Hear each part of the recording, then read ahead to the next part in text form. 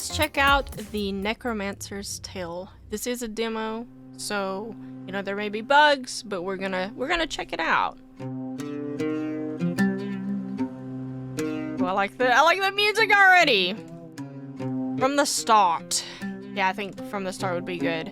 Character's backstory, early career, and skills are chosen through an interactive fiction. This demo offers an abbreviated version of the interactive fiction Chapter 1, followed by a portion of the following Chapter 2, Homecoming, which deals with the events and intrigue after you arrive home for your father's funeral. Well, that's already depressing, isn't it?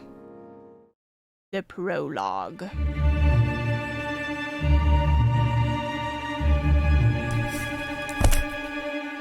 In the year of our Lord, 1701, that's a lot, okay. And when the Republic of Venice went to war with the sovereign monarchy of Bolton, this war was over passage rights through the Adriatic Sea. That was very loud. It was weird. Though this point will rarely be brought up when the war is discussed by future historians. It is, like most wars, overstretched and too costly. Neither side could afford it, nor would they back down. Many lives were lost, and whatever the outcome, each nation would nurse its wounds for some time. The war raged on for 6 years, draining both countries' resources, but the Republic of Venice was older than had deeper pockets. In the war of attribution, they would win, and both sides knew it. 3 generals from that's like Nemo trying to say anemone. Anemone. 2 brothers and a close friend came together to strategize and came up with nothing. They would not win this war. In desperation, one reached out to a dark power and were told to make a pilgrimage to Golgotha. With no other avenue, they spent 1 month sailing to the walls of Jerusalem, where they docked under cover of darkness. On the hill where the man named Jesus died, they met a figure too old to identify as man or woman. It offered them a book, an already ancient thing made of pale leathers and filled with symbols that hurt their eyes to look upon. The thing smiled as they took it, a smile made of too many teeth. Interesting. A lot of dialogue with this. A lot of reading. Full of dread for what they had seen and what they were about to do, they sailed for another month to get home. Things had gone badly in the time they were away. Soon they would have to surrender, and Anemone would fall into decline, when it was unlikely to survive. Whatever doubt the men had about using the knowledge in the book, their mind was set now. That's very loud. They cast its pages open and chanted dark incantations, and lo, did the dead walk upon the earth that night. Undead sailors hauled themselves into the Venetian boats. Soldiers dragged themselves from the battlefields and clawed up from shallow graves to drive the Venetians from the land. The war was won. The Venetians could not fight anemones. Impossible numbers. They surrendered, the book was shut, and the dead were dead once more. The book was destroyed, but the world had noticed. Rolfstein, I hope I'm not butchering that too bad, had dark magic and no shame in using it. Many enemies without and within were born that day. 1711. 3 years later, a child was born to one of the generals involved in unleashing the spell. A beautiful baby boy, a beautiful baby girl. I'm a girl. A beautiful baby girl. What were you named? Let's put my name. That's my name. You were named Amy. Oh Lord, the night you were born, a blood moon hung low in this. Oh, there's like so many options. There was a storm the night you were born, one that came from nowhere. A ship was caught in it, doomed to be dragged to the ocean floor below. Or a comet passed overhead that night, one that cycled between purple and green. Ooh, I like the sound of that one. I like purple and green are like some of my favorite colors. Let's go with that one. Alright. Okay. Alright. Oh, I guess, okay. You saw it, but those that did walked away from their lives to explore more of the world before them. 17 limit. Content abbreviated for demo. Okay, you were born into wealth and status and had all you could wish for, but your parents never had another child and your father was often preoccupied with his work. Your mother, distant, sickly, and delirious, you heard another mother say. Okay. Hoffman, the family steward, raised you more than they. Okay. It was a lonely childhood. You're 8 years old. 17, 18. You played with friends from school, 2 poor boys, Diedrich and Flip. Your father disapproves. You play in the graveyard outside the city. Nobody goes there within an armed guard. But children do not care for such things. Children are small and fast and can outrun ghoul, at least when the sun is up. One day as you play, you hear a rustling coming from some trees. You all freeze, then a stone whizzes out of the green and hits you on the head. You stare in disbelief, a slow trickle of blood running down your face, partially blocking sight from your left eye. The leaves part. Your cousin Lucas, 10 years Josina, steps out. You scan the tree line and spot Sophia, a girl you recognize from school. Or a group of other children from the city emerge from the tree line. You recognize the leader, a boy named Willard. I don't know, Willard sounds like quite the character. Let's go with Willard. You shouldn't be here, he calls out. It's against the rules. He punched the palm of his hand. This is for your own good. Oh, is he gonna beat me up? You pick up a stick and stand your ground. You don't tell me what to do.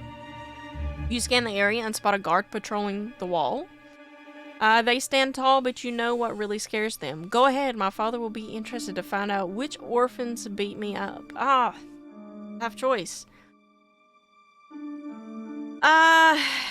Do we want to be the brave, or do we want to be the little spoiled brat that's like, yes, go ahead, my father will deal with you. This is tough, I don't know, like, you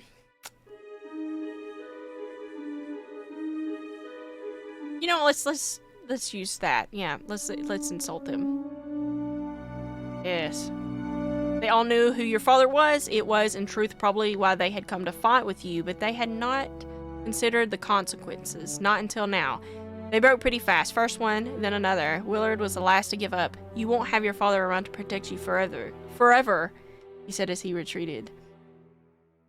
You forget about this comment until the day, many years later, you ride back into town to bury your father. Oh, interesting. Okay, so some of the stuff... Okay, we'll see how this affects things.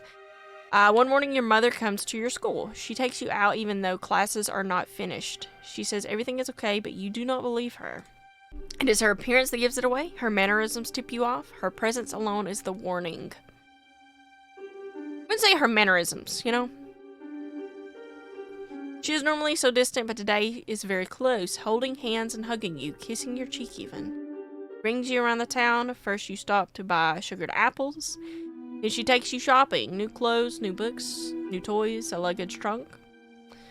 She brings you to the castle and, with some whispered words and coin exchange, the guard lets you into the grounds. You go to the pond and throw bread and watch fish pop their heads up to steal from the ducks. You walk the city walls and the two of you take in the view. The sea to the west, the wind, if I could talk today, if I could read.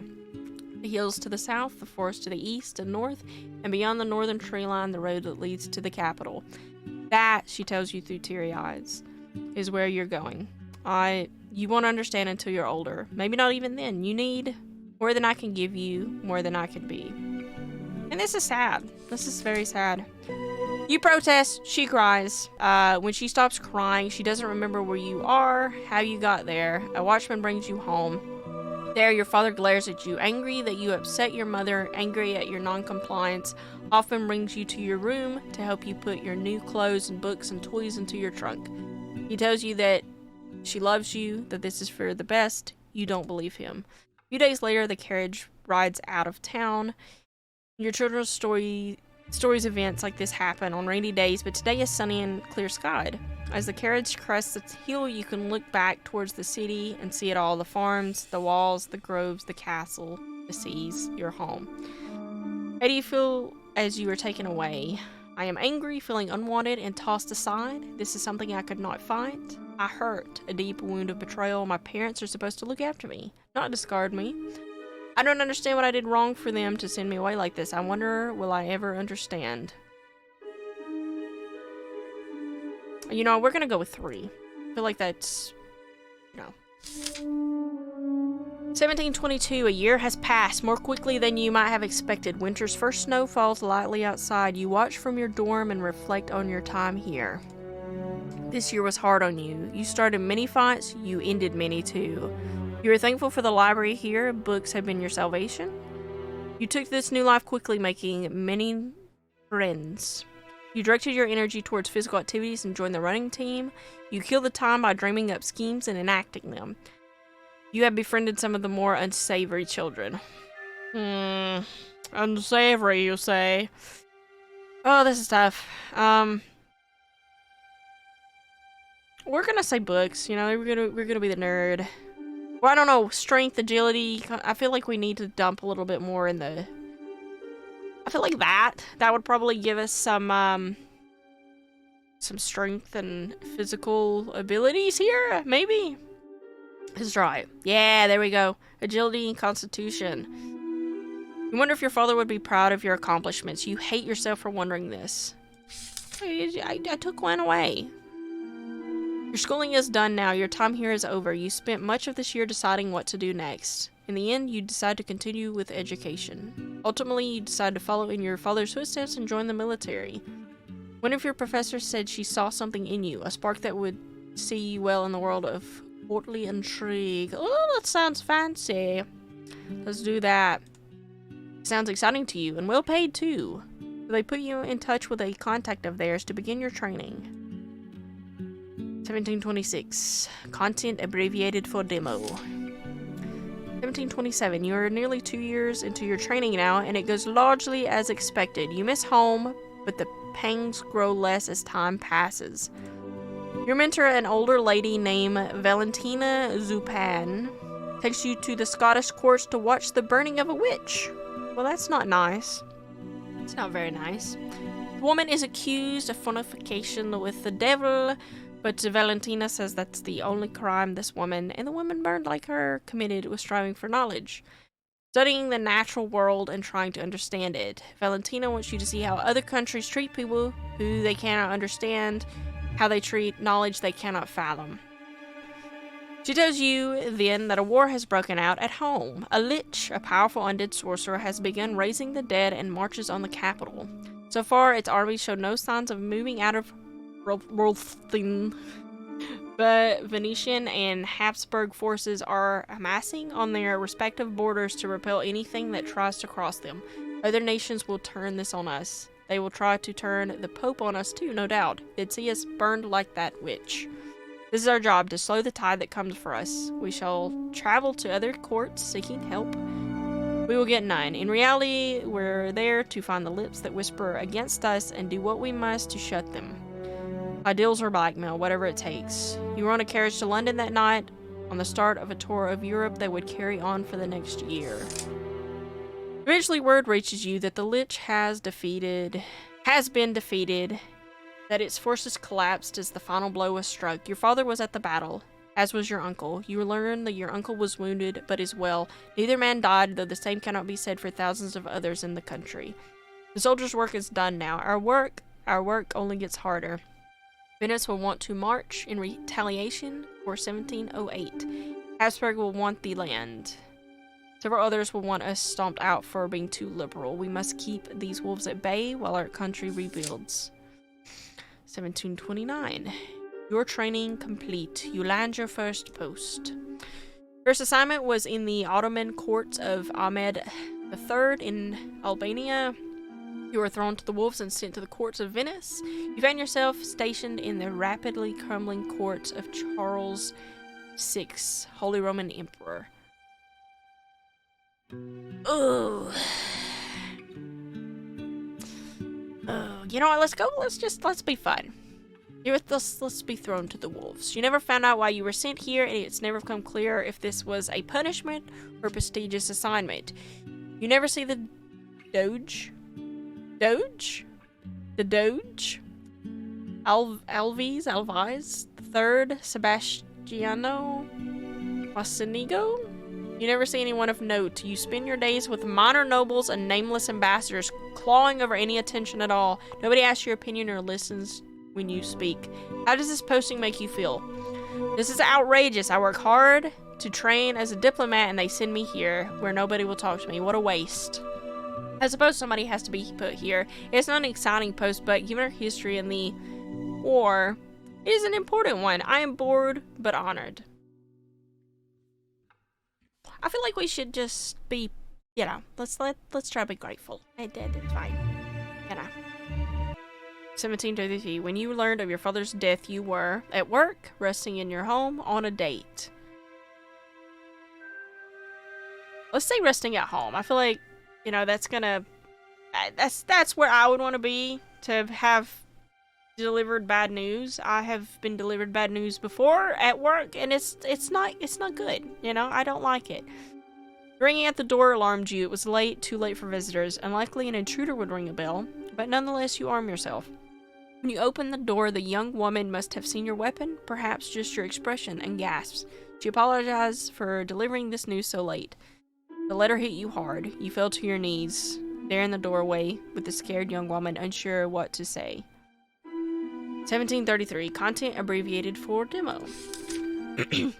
Now, days later, your carriage crests the hill towards Marnes. The sun blasting off the red and yellow bricks and rippling off the blue sea beyond. You are almost home.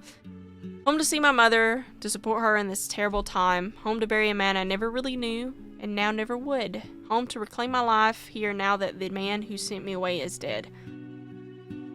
Ooh. Oh, this is tough, because it's like... I feel like the last one is a little harsh. Let's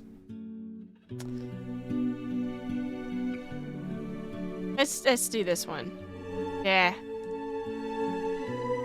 That's me? That's me? Okay. Alright. Oh, so remaining skill point 0. I have 25 monies. Alright guys, that is the Necromancer's Tale. Pretty interesting. It looks like we're about to get into some more gameplay, but what I want you guys to do is I want you to download the Game Round Launcher in the description below. Check out this game. Let me know how far you get into it. Let me know how your character turns out. Play through this and let me know how it goes for you. I'm curious. Are you gonna be a diplomat? Are you gonna be it looks like you could have been a fighter, some kind of bully. I didn't go that path, but yeah. Curious what you guys do. So download it with the Game Round Launcher in the description below, and leave a comment and tell me what you think.